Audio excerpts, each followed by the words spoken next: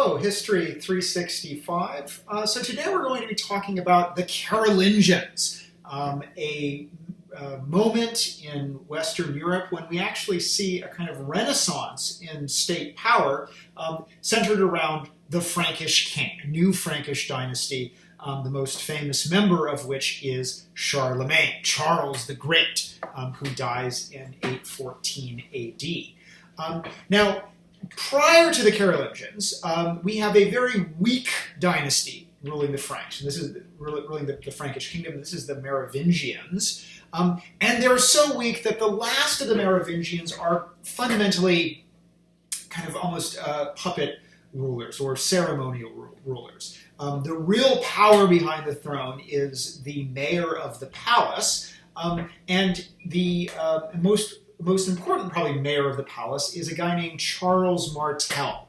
Charles Martel is the Frankish commander in command of Frankish forces at the Battle of Tours, which is probably fought around 741. This is the battle in which a Islamic raiding party is repelled after it enters into southern France. Now, there was a time when people would have said, oh yes, the Battle of Tours, one of the most important battles in Western history. If the Islamic forces hadn't been invaded, then all of Europe might have become Islamic. Again, I'm actually cautious of that, wary at least, of that kind of counterfactualism. We do know, of course, that a series of raids into the Iberian Peninsula do indeed turn much of the Iberian Peninsula Islamic. And so it's not impossible that had that raiding party been successful, that more might have followed. But that being said, I suspect that it would have been quite difficult for Islamic forces in Spain to consistently project power north of the Pyrenees, whether or not Charles Martel had won or not. That being said, he does win. Again, it's probably a relatively minor victory that gets blown out of proportion. This and simply his own political power gives him the confidence to sort of set aside the charade. And his son Pippin ultimately succeeds the last Merovingian ruler to actually rule as the king of the Franks proper.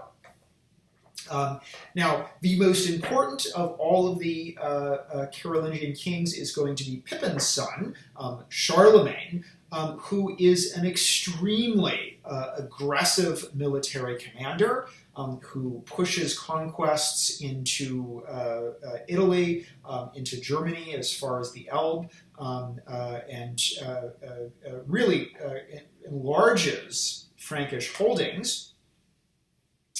Now, he benefits from the fact that it seems the economy in Western Europe is about as good as it's ever been. And some of that may be in part due to Charlemagne's own conquests, that those may juice the economy. And of course, they juice the economy in part because the primary commodity that bankrolls Frankish power is slaves. That Charlemagne engages in these conquests, particularly to the east. He takes a large number of slaves in the process. And then these get sold to the world's leading slave market, which is currently the Abbasid Caliphate, which needs thousands upon thousands of slaves. So in some ways, Charlemagne is kind of the world's greatest slave trader. Now, with this influx of money, and also with just, it seems, the internal economy of Western Europe is reviving. And one way that we can tell this is actually pollution.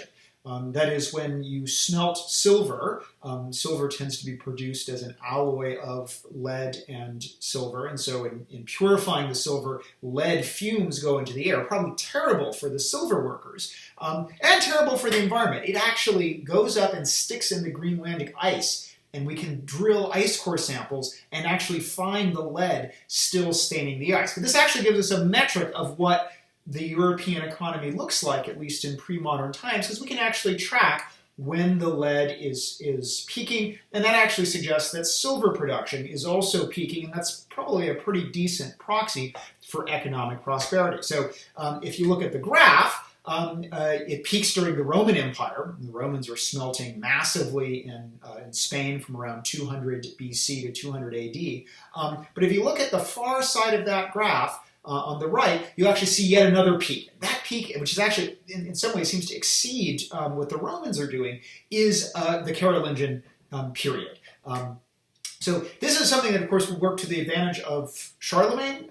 The economy of France and of Western Europe seems to be booming, and that's going to have some kind of impact on his military mobilizations.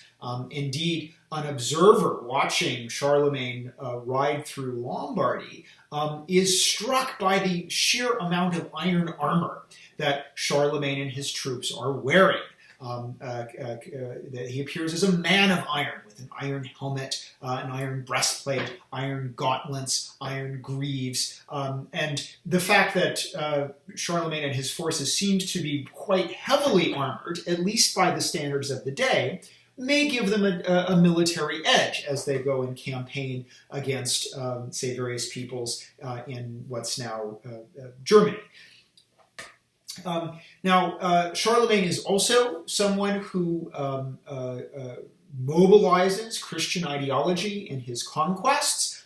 He's someone who commits what a lot of Christian theologians would consider a war crime, that is, telling captives that they have the choice of converting to Christianity or death, and in some instances, beheading hundreds upon hundreds of captured peoples in a single day. In a very sort of important moment, ideologically, Charlemagne has himself crowned as the emperor in Rome on Christmas Day in 800 AD.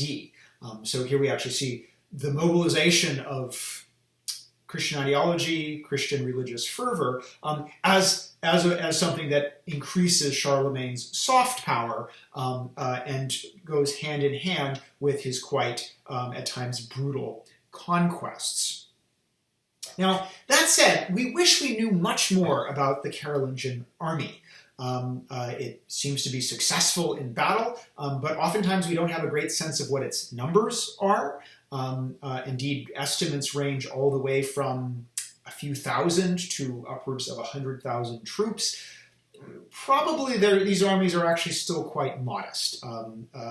Anywhere, decent-sized field army might still only be about 5 to 10,000 soldiers, probably at this point with a much higher proportion of cavalry, maybe half cavalry and half infantry. Now, Charlemagne dies in 814 AD, and his realm is split between his sons, and this begins the rather kind of dispiriting afterlife of the Carolingian dynasty, as ultimately the dynasty itself will die out, even though new dynasties will arise in both Germany and France itself. Now, late in Charlemagne's reign, and subsequently a problem that his sons have to deal with, a new military threat emerges, and that is the military threat of Scandinavian raiders coming in from the north, working their way up the river systems of France. And because they are highly mobile, because they are basically engaging in hit-and-run raids, not necessarily interested in standing and fighting, these pose a significant challenge to the Carolingians of the 9th century AD. And a challenge that we might say the Carolingians don't really fully acquit themselves of.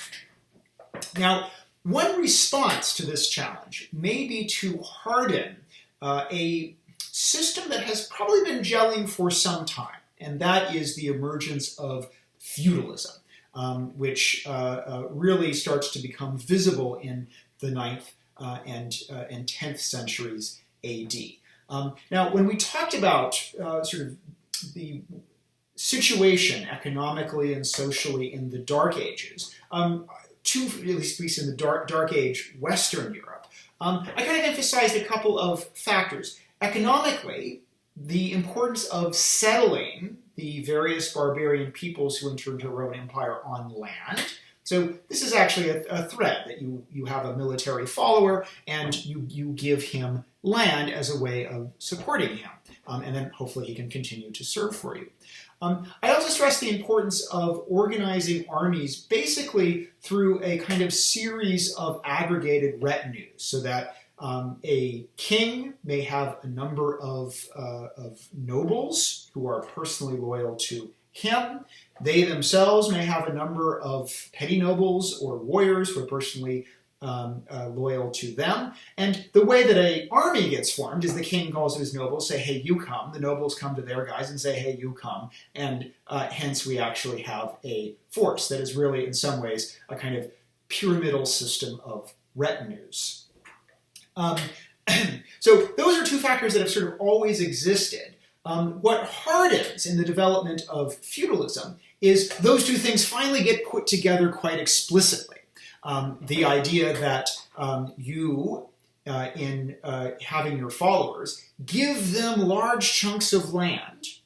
That land isn't theirs to own, though. It is a fief, a feudum, that you basically are giving them usage of, so long as they agree to engage in military service when you call them up. Now, kings, of course, usually do not give land directly to common warriors. They give land to their nobles, for want of a better term, their barons. And at this point, a kind of whole terminology of European nobility is developing. A lot of it, in at least France, is going to be based off of the terms for late Roman commanders. So a duke comes from the Latin dux, and a dux is just a leader. It's a late Roman term that might describe the word general, and yet it's going to become a noble title, and eventually one of the senior titles of the nobility. And yet we also see native terms, for example, in Britain, they're still calling people earls and thanes, and using a kind of more native terminology. But anyway, a king is going to give land to his barons, and those barons are then going to, in turn, sub-infeudate. They are going to give land to their supporters, and the expectation is when the king gives, say, a huge land grant to a baron, a huge fief, is you have to not only yourself come to war, but you have to bring so many knights.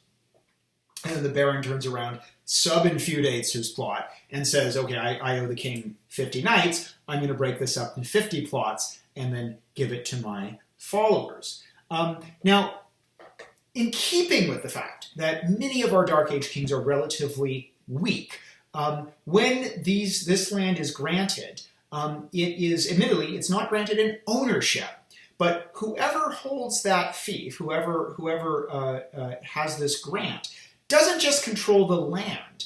He really actually commands a huge amount of legal jurisdiction over that territory. Indeed, the grantee of a fief now doesn't just say, okay, you owe me grain and tithes from this land. He also has judicial authority over both the people that he's granted land in the sub-infeudation, and over any of the unfortunate peasants who are tenants on the land. If they have a dispute, they can't say, oh, I need to go to the king. They have to work up the kind of feudal food chain in order to obtain dispute resolution. And of course, when the chain is literally owned by members of the aristocracy, it's already going to be somewhat slanted against the peasants on that land. Now, related to this is, although perhaps somewhat independently to this, is the fact that many of these tenants are increasingly not free. Now, there are free tenants in feudalism, that they can come and go as they please, but increasingly there's a move to reduce tenants to a really kind of evolving status, and that is the status of serfs. And the term serf comes from Latin servus, meaning actually slave. But these are tenants who are permanently bound for the land. They're not chattel slaves. They can't be sold at will. But they are required to stay on the land, essentially to act as sharecroppers, paying a portion of their agricultural produce to whoever is actually the fee holder. Again, because of the way sub-infeudation works, it's not just military service that gets pushed up. It's also a percentage of the agricultural produce. So you might have a knight. He owns an estate that he's been given by his baron. From that estate, he derives a certain amount of the agricultural surplus, but he may actually have to start pushing some of that up as well, in addition to his military duty to actually fight when the baron gets called up. So these fiefs are oftentimes, again, kind of jurisdictional. And in the rough and tumble days of early feudalism, in some ways they're almost treated as kind of semi-independent states, in that barons will go to war with one another and take territory from one another, so long as they don't impinge on the requirements that, let's say, the king has imposed upon them. When I call you up, you owe me 50 knights. I don't care if you guys are at war right now. I'm going to war, which means you have to reconcile and both come with the troops that you said you would bring. Again, this emerges in France, or actually really in the Carolingian realm, which of course includes France and what will subsequently become the Kingdom of Germany, later the Holy Roman Empire. It's important to note that in France, it is still, it emerges imperfectly, because there are still a lot of free peasants in France. There's a lot of people who exist outside of any feudal structure, simply because the Frankish kings don't control or own all the land. So there's only so much land that they can actually give away in big land grants.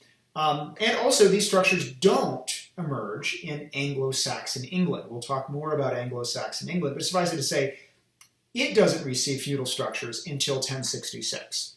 And of course, is something we will deal with. In 1066, the Duke of Normandy invades England, conquers all of England, which means that therefore all of this is his land, and therefore only in 1066 does England get a feudal system, but when it does, it gets the most intensive and in some ways complete feudal system, because the king really can grant every part of the country to one of his followers, and then things can get sub-infeuded down the line. Incidentally, the Normans are Vikings. They are Scandinavians. They are Northmen who basically get bought off by the French kings, who say, "Look, we can't stop you. I'll tell you what. You come. We will give you a fief, and that fief is Normandy, and you can serve us as a duke, as a grand feudal lord. And this is actually a way of almost kind of buying off the Viking threat, simply by incorporating a big Viking noble, or a big Scandinavian noble, into this emerging feudal system." Now, the feudal system is going to have some advantages. It explicitly links land to military service, and that is a link that had not been as explicit before. It also allows that if military obligations aren't fulfilled, the land can simply be taken away. It makes possession of land conditional on fulfilling the military duties of the fee holder. And it also acknowledges that sort of this kind of pyramidal system of retinues exists, and therefore, again, integrates it onto a system of land tenure. So in some ways, this is kind of the culmination of a lot of Dark Age economic and social trends. There are, of course, some disadvantages. Namely, kings only get so much military service at any given time. The military service that is actually built into the granting of the fee, maybe 30 days or 60 days or 90 days, but it's finite. And this is going to limit especially the offensive capacities of kings who are stuck with feudal systems. because you only have these soldiers for so many days out of the year. It's also going to dramatically limit the fiscal resources of kings, in that because military service is the primary thing that you're getting in exchange for this land, kings don't have a lot of regular tax revenues. They're losing out on that in exchange for the number of knights that they can call up on the basis of these big feudal estates. And so this means that medieval kings are going to be chronically underfunded, relying on either a handful of traditional revenues or relying on the voluntary gifts that their nobles vote them, something that, at least in England, they have to do in a parliament. And so, again, this is actually, it on one hand is convenient. Kings have land, they give away the land, they lock in a certain degree of military service, but it also really reduces the fiscal flexibility that they need to, say, hire professional soldiers on a more long-term basis, whether they're mercenaries or native troops. So this is, again, is a system that develops in the Carolingian period, will certainly exist in France and the Holy Roman Empire, will exist most completely in England, and of course will be the fundamental form of social organization for military mobilization in the Middle Ages. So with that, what we're going to turn to on Friday's lecture is the threat that had so alarmed the Carolingians, and that is the threat coming from Scandinavia. So on Friday we'll have a very, I hope, exciting lecture on the Vikings.